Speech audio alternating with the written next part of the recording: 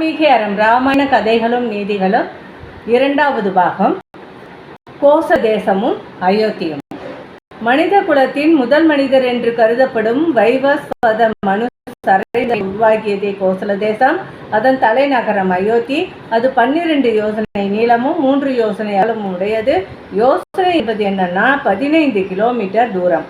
நீர்வளமும் நிலவளமும் நிறைந்திருந்த கோசல மக்கள் நிம்மதியா வாழ்ந்து வந்தாங்க, மகிழ்ச்சியா இருந்தாங்க, தூய்மையா பராமரிக்கப்பட்டு வந்தது. போரில் வெற்றி உறுதி செய்வதற்கான ஆயுதங்களும் பிற தளவாடங்கள் தயார் நிலையில் இருந்தன.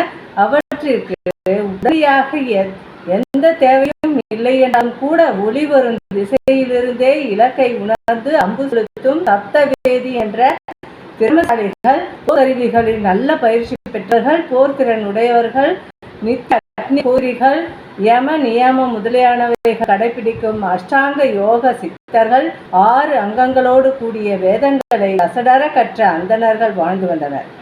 அதனால் அயோத்தி புனிதமான பாதுகாப்பான நகரமாக இருந்தது. நகரின் நடுநாயகமாக அந்த இடத்துல அரண்மனை அமைந்திருந்தது. அரச தூதி பாடுபவர்களும் பரம்பரை பெருமையை எடுத்து ஓதுபவர்களும் அரண்மனையில் இருந்தார்கள்.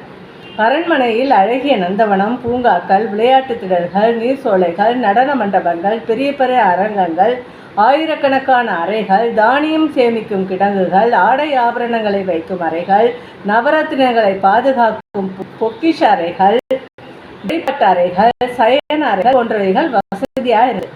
பல நாடு வணிகர்கள் இங்கே வியாபாரம் பண்ணாங்க.